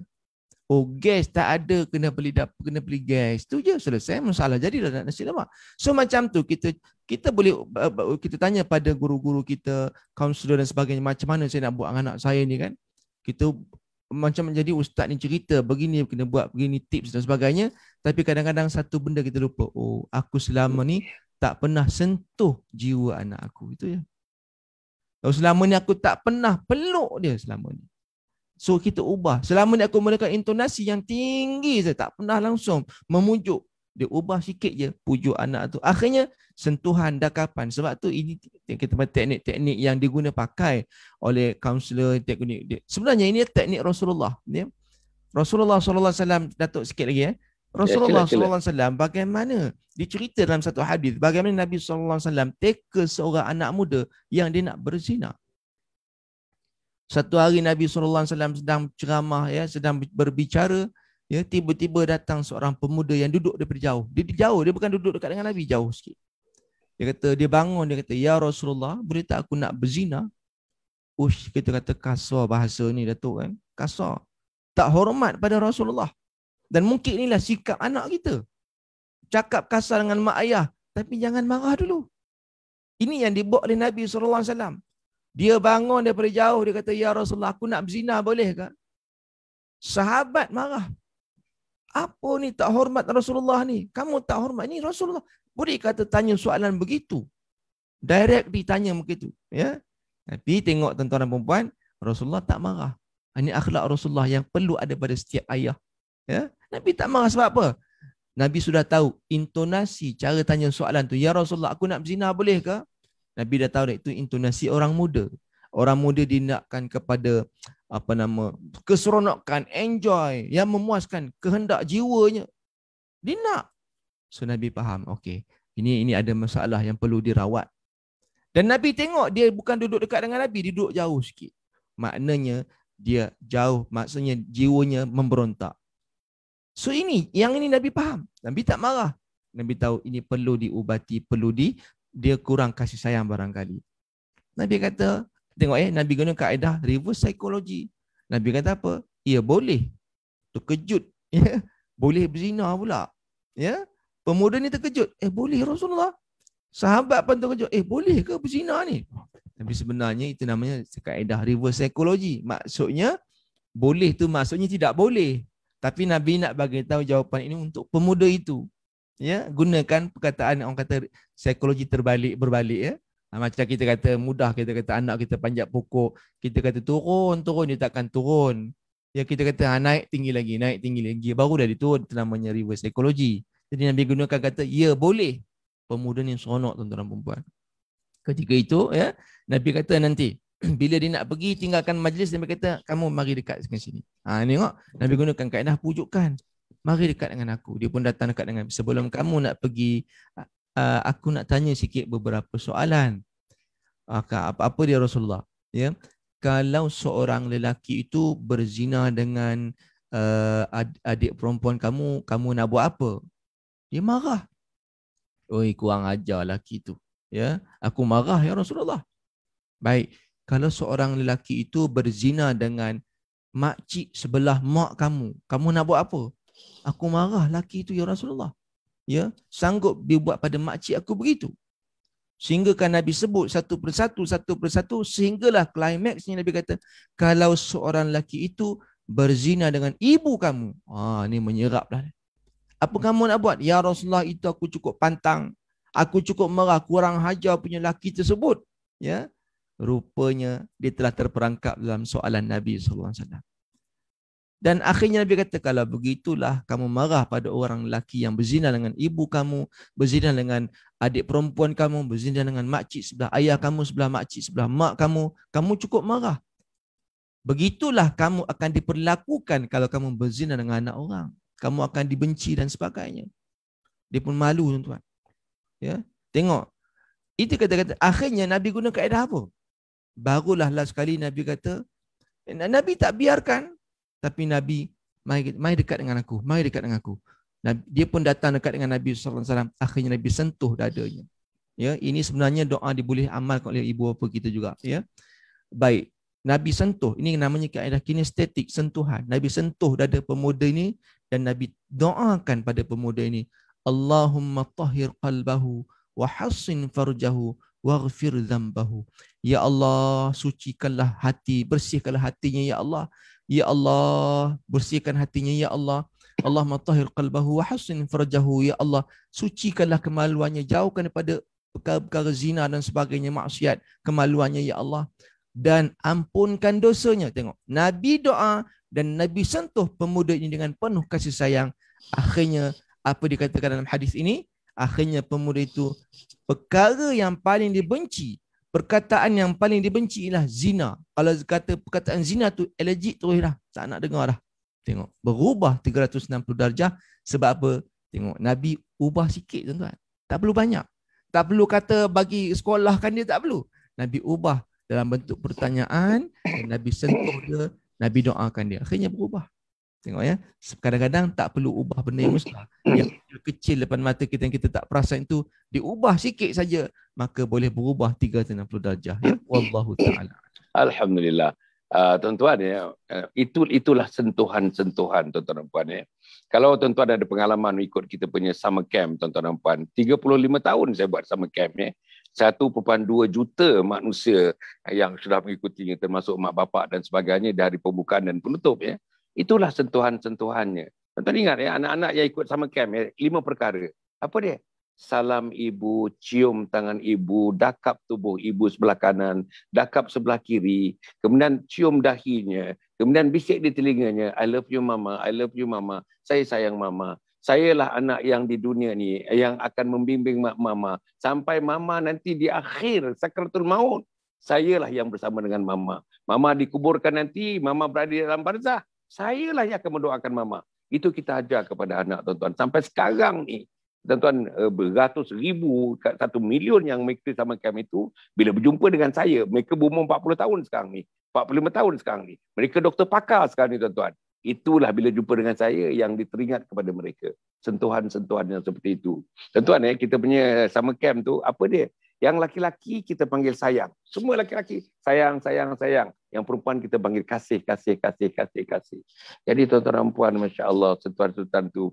Tuan-tuan yang sekarang ni, kebetulan yang macam Ustazah Maudah ya, yang pagi semalam tuan-tuan dan puan, rupanya dia salah seorang fasilitator saya ke Singapura buat program bersamakan di Singapura. Dia dan suaminya, tuan-tuan yang jadi suami sekarang ni, bersama-sama dengan saya. Dan dia bagi tahu, saya pun dah lupa lah tuan-tuan dan puan ya.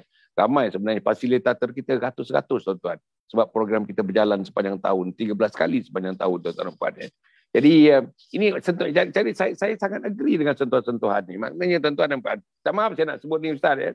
Anak saya yang tua sekali umur 46, 47 tahun ya. Tapi saya cium lagi perempuan ni tadi dengan depan suami ni pun saya cium dia. Saya peluk dia tuan-tuan dan puan ya. Saya bergurau-gurau dengan dia. Jadi inilah tuan-tuan sentuhan-sentuhan yang saya ingat macam mana dia pulangkan balik kasih sayang ayah kepada dia. Dia pulangkan masa saya kena COVID Ustaz ya. Bulan Februari dulu COVID positif ya. Macam mana anak-anak saya raikan saya, Masya Allah. Tuhan sajalah yang tahu tuan-tuan dan puan ya. Keraian anak kepada kita, concern anak kepada kita, khidmat anak kepada kita yang kita sangat memerlukan bila COVID ni sangat-sangat memerlukan tuan-tuan. Pagi petang siang malam bercucuran air mata, memikirkan aku nak mati, aku nak mati, aku nak mati. Tapi tuan-tuan ya, savior dia antaranya anak-anak. Kata-kata anak-anak, SMS anak-anak, WhatsApp anak-anak, Facebook anak-anak yang menggalakkan kita. Bukan itu saja tuan-tuan ya. Sepanjang-panjang saya di hospital ya, bergila-gila. Anak ini hantar kuih ini, anak ini makanan pagi ini, anak ini makan petang ini. Padahal hospital ada makanan tuan-tuan, hospital swasta. Tapi alhamdulillah, inilah tuan-tuan dengan kasih sayang. Saya rasa inilah tuan-tuan. Saya 8 orang anak tuan-tuan. Ustaz, saya 8 orang anak. Ustaz 3 kan. Saya 8 kan ya. Jadi alhamdulillah. Dan saya didik di tengah-tengah bandaraya tuan-tuan. Tengah-tengah bandaraya di Taman Tun Dr. Ismail. Daripada dah 27 tahun saya tinggal kat sana, 28 tahun tuan-tuan. Tapi alhamdulillah kerana agama. Ini dia. Kerana agama paksinya, agama latarnya, agama foundationnya, agama platformnya. InsyaAllah lah tuan-tuan. Okey, satu perkara tuan-tuan. Kita di Yayasan Sabaha ni ada satu unit tuan-tuan. Ada satu unit. Yayasan Sabaha ni ada satu unit. Namanya unit membantu menghidupkan roh agama dalam keluarga. Membantu menghidupkan roh agama, membantu menyalakan ubur agama dalam keluarga. Jadi tuan-tuan, siapa keluarga yang menghadapi masalah? Anak-anak yang kita sebut tadi, masalah-masalah. Masalah tak nak semayang, masalah tak nak bangun pagi, masalah tak nak baca Quran, masalah tak nak pergi sekolah, masalah tuang tuition, macam-macam. Masalah akademiknya pun tidak, masalah kunci dalam bilik, entah apa dia buat dalam bilik kita pun tak tahu. Berjam-berjam dalam bilik, tak tolong mak, tak tolong ayah. Tak ada tuan-tuan dan puan. Kasar dengan mak, kasar dengan ayah. Tak bercakap dengan mak, tak bercakap dengan ayah. Tuan-tuan, kalau tuan-tuan ada masalah itu, tuan-tuan kontak saya. Terus kontak saya, tuan-tuan. Ya. Alhamdulillah, kita ada caranya, tuan-tuan. Ya. Kita boleh bantu tuan-tuan dan perempuan, insyaAllah. Ya. Kita boleh bantu tuan-tuan dan perempuan. Ya. Kontak. Maknanya kita ada satu unit khas bersama dengan para ustaz, bapa ustaz, tuan-tuan, untuk membantu tuan-tuan. Percuma je, tuan-tuan dan perempuan. Kita bantu. Kita bantu dalam satu program yang kita sebutkan macam mana program yang melibatkan. Baru-baru ni, tuan-tuan, macam Raya Haji, 20 hari bulan. Ya. Satu keluarga telah mencubanya. Keluarga ni tuan-tuan dan puan, bagusnya keluarga ni berpengkalan di nilai Negeri Sembilan, tapi anak-anaknya berada di Singapura ada, di Melaka ada, di Kelantan ada, di Perak ada. Jadi tuan-tuan, kita buat network, kita buat satu network online tuan-tuan. Live online. Saya jadi nakib dia tuan-tuan dan puan untuk membincangkan macam mana kita nak masukkan cahaya agama dalam keluarga ini. Macam mana anak-anak supaya mudah rukuk dan sujud menyembah Allah. Macam mana kita sebagai ibu dan ayah dihormati oleh anak-anak. Macam mana cakap-cakap kita sebagai mak dan ayah diterima oleh anak-anak, dilakukan oleh anak-anak. Tuan-tuan, ini ada teknik-tekniknya, ada tips-tipsnya. Kalau tuan-tuan menghadapi masalah-masalah itu, kontak saya terus. Tuan-tuan, kontak saya. Ada nombornya tuan-tuan. Nombor saya ada terpapar dalam skrin agaknya, tuan-tuan dan puan, kontak saya atau Nisah namanya. Nisah, Puan Nisah. Kita punya pegawai tuan-tuan dan puan untuk kita dapatkan servis ini. Jadi tuan-tuan, yang 20 hari bulan tu, Raya Haji malam tu, kita dengan keluarga tu 63 telefon tuan-tuan, 63 telefon. Setiap satu telefon tu mewakili keluarga. Ada keluarga 4 orang, ada keluarga 5 orang. Maknanya kalau 3 orang, 4 orang saja, 60, 240 orang menyaksikan tuan-tuan. Jadi anak daripada Singapura, daripada Perak, daripada Melaka, semuanya bergabung pada malam itu. Tuan-tuan ya, kita buat satu program, 1 jam je program tuan-tuan. Tapi kesannya tuan-tuan, kesan. Sebab ada sentuhan daripada kita, sentuhan yang boleh menyentuh jiwa, yang boleh menyentuh perasaan, yang boleh menusuk hati kalbu mereka tuan-tuan. Inilah sentuhan-sentuhan yang perlu ada. Tapi tuan-tuan kena pakai, minta maaf saya menggunakan bahasa, kena pakai sekali-sekali bomoh luar tuan-tuan. Bomoh dalam antara mereka saja tuan-tuan. Kadang-kadang anak-anak tak bagi perhatian pun kerana kita punya track record tak apa-apa bagus. Tapi bila bomoh luar datang sekali-sekali ini, dia nampaknya lebih akur lagi kepada pendapat bomoh luar daripada bomoh dalam. Inilah tuan-tuan, saya, ini free, percuma. Inilah satu servis yang dibuat, servis dakwah namanya. Khidmat dakwah yang dibuat oleh Yayasan Sabaha. Jadi tuan-tuan dan puan boleh hubungi kita, tuan-tuan dan puan, insya-Allah kita akan bincang. Macam mana cara ni kita akan bincang. Tuan-tuan bincang dengan saya bincang dengan tuan-tuan dan puan ya. Macam mana caranya atas nama dakwah. Atas nama dakwah tuan-tuan. Bukan ada bayar apa-apa. Atas nama dakwah. Kalau tuan-tuan nak bayar pun, tuan-tuan berikan dermalah kepada Komplek Anjung Husnul Khatimah. Itu saja. Kepada saya tak perlu dah. Tak perlu dah. Cukuplah tuan-tuan. Pension saya pun dah cukup dah. InsyaAllah. Tuan-tuan bagilah kepada Anjung Husnul Khatimah. Komplek Anjung Husnul Khatimah. Jadi ini tuan-tuan. Yang kedua yang saya nak sebutkan ya. Kita punya sijil wakaf. Sijil wakaf tuan-tuan, dapatkan sijil wakaf ni RM10, RM50 dan RM100. Inilah tuan-tuan dan puan. Tuan-tuan menderma ni, tuan-tuan beli sijil wakaf ni tuan-tuan dan puan. InsyaAllah dia punya refleksinya kepada keluarga kita. Refleksinya kepada hati-hati keluarga kita. Refleksinya kepada jiwa anak-anak kita. Tuan-tuan, 1 sen yang tuan-tuan belanjakan pantulannya kepada anak-anak perangai, anak-anak kita, jiwa anak-anak kita, tuan-tuan. Tuan-tuan yakinlah, tuan-tuan.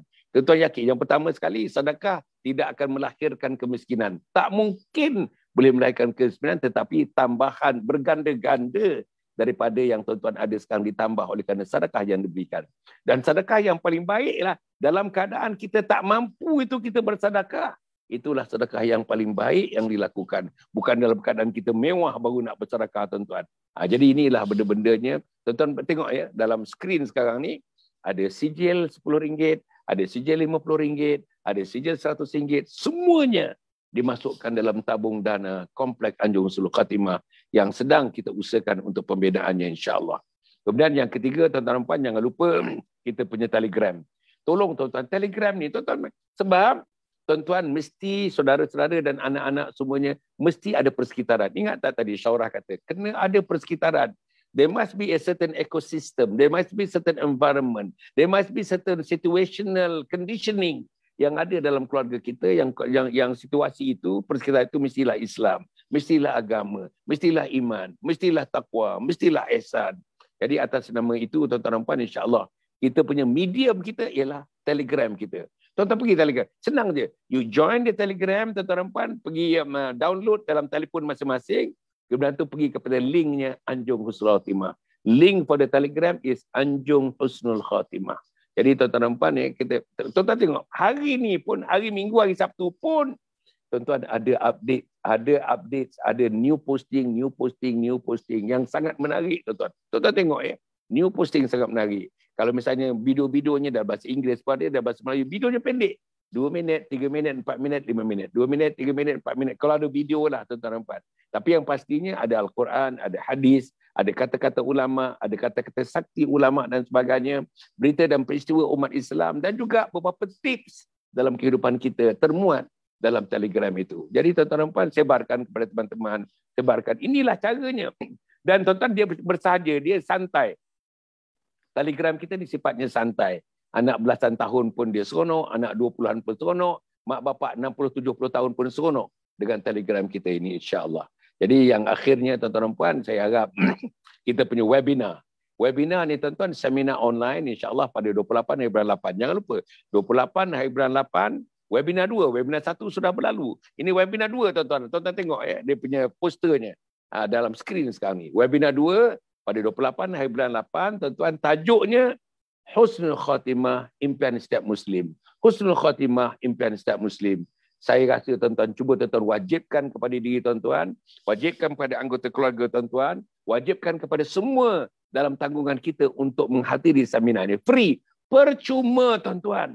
Ini pun adalah satu gelanggang dakwah Yayasan Sabah ini. Percuma tuan-tuan, percuma. Saya dengan Ustazah Nur Hizam, namanya Ustaz Nur Hizam, akan mengendalikan 3 jam setengah tuan-tuan. Pukul 9.30 sampai pukul 12.30 atau pukul 1. Hari Sabtu 28 hari berlapan. Kita nak 500 orang aja, 500 orang. Seminar yang pertama tuan, yang mendaftar 623 orang. Tetapi oleh kerana kita menggunakan satu aplikasi, dia hanya dapat menampung 500 orang. Tuan-tuan daftar sekarang, bagi nama, bagi nombor telefon, bagi email kalau ada, kalau tak ada tak apa, bagi alamat. Nama, nombor telefon, email, alamat. InsyaAllah kita daftar terus tuan-tuan dan puan. Saya harap tuan-tuan masuk dalam kumpulan 500 orang itu untuk mengikuti program itu, insyaAllah. Yang hanya mendaftar saja yang akan mengikuti program. Yang tidak mendaftar tak dapat akses kepada program kita, tuan-tuan dan puan. Walaupun percuma, insyaAllah. Jadi kita terima kasih. Agaknya dalam 30 saat untuk Syaurah. Syaurah, apa benda je yang Syaurah yang di depan sekarang ni? Yang para penonton boleh dapat menikmati, menyertai usaha Syaurah. Selain daripada buku Aku dan Al-Quran itu, apa lagi ya Syaurah? Sila. Okey, bismillahirrahmanirrahim. Okey, jadi apa yang saya sedang usahakan adalah konsultan saya lah. Namanya Nashrah Consultant, yang mana dalam Nashrah Consultant ni saya adakan pelbagai program yang melibatkan dengan Al-Quran lah. Antaranya kita ada kelas mengaji. Kelas mengaji ni kita buat dalam secara orang kata bukan grouping lah, personal lah. Kemudian kita ada juga kelas menghafal Quran, kelas mengulang Quran. Kemudian kita buat juga kelas Allahumma salli ala sayyidina Muhammad, kelas tafsir, kelas tadabbur Quran sebulan sekali. Ada juga kelas taranum seminggu sekali, ada juga kelas tajwid. kelas qiraat. Jadi sekiranya ibu ayah, adik-adik, kawan-kawan sekalian nak belajar tentang Quran tetapi tak tahu nak guna platform yang mana, jadi bolehlah berhubung dengan saya ataupun ikuti mana-mana media sosial kami. Kalau Facebook page Aku dan Al-Quran, kalau Instagram Nashrah Consultant, kalau YouTube Nashrah Consultant Aku dan Al-Quran juga. Okay, jadi kat situ kita banyak kongsilah berkenaan dengan Al-Quran. Nanti boleh sahaja nak daftarkan mana-mana program di website kami lah, nashrahconsultant.com. Itu sahaja Datuk. Allah, terima kasih. Imam Muda macam mana? Saya hari tu nak mengesyorkan supaya sambal goreng Jawa ada selain sambal Imam. Dah mula ke sambal goreng Jawa ni? Dah bincang tak dengan isteri? Dah bincang tak dengan orang-orang yang pakar, mesti orang Jawa yang pakar kepada sambal goreng Jawa ni? Sila Imam. Macam mana Imam? Okey, sambal goreng Jawa tu memang dalam perancangan, tapi kita memikirkan dari segi untuk packing tu lah, untuk tahan lama tu. Itu yang menjadi isu lah kan. Tapi buat yang terdekat ni kita akan keluarkan satu lagi produk baru namanya sambal tempe lah. Ya, sambal tempe. Tapi bukan Jawa jugalah tu. Jawa juga. Tapi ini insya-Allah boleh tahan lama dan boleh orang jadi bahan kudapan ya, insya-Allah. Daripada makan jajan-jajan tu, baik makan ini lebih berkhasiat ya. Tempe ni kan bagus juga dari segi dia daripada kacang soya kan. Jadi boleh makan dengan nasi. InsyaAllah dalam seminggu 2 ni akan ada di pasaran insyaAllah. Itu yang terbaru lah. Yang itu yang sambal goreng Imam tu. Sambal goreng Imam tu okey, masih lagi juga kita masih orang kata berjalan seperti biasa, tapi kita akan launch satu lagi produk barulah. Adik-beradik sambal jugalah ya, tapi sambal alhamdulillah. Yang ini boleh tahan lah, paling tidak ini hanya boleh 2 minggu. Boleh tahan sebulan boleh ya.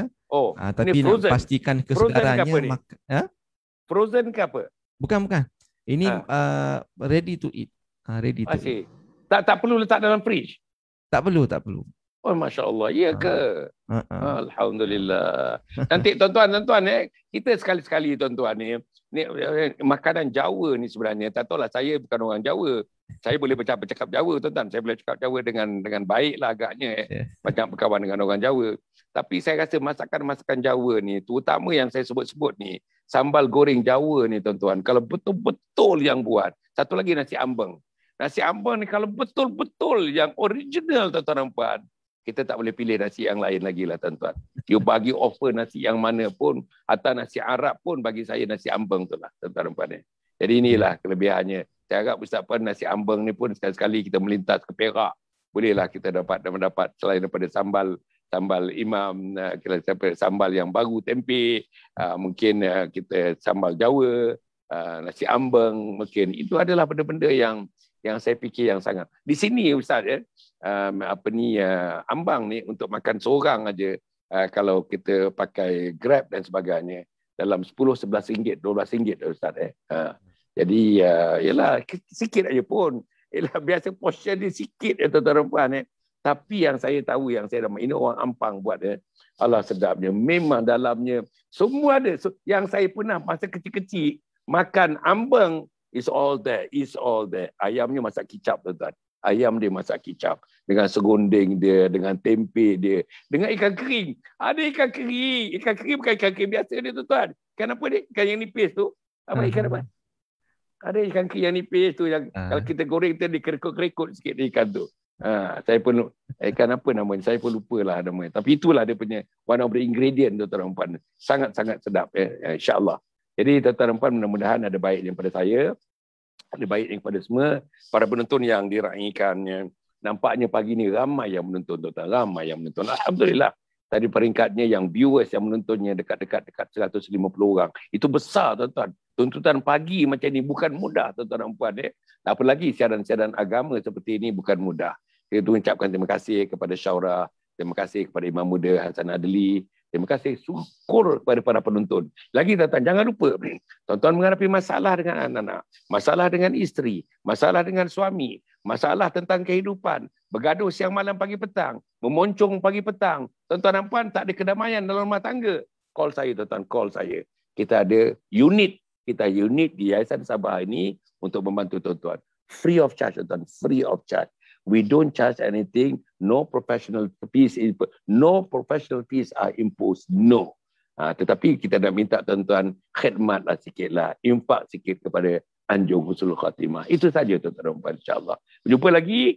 Wassalamualaikum warahmatullahi wabarakatuh.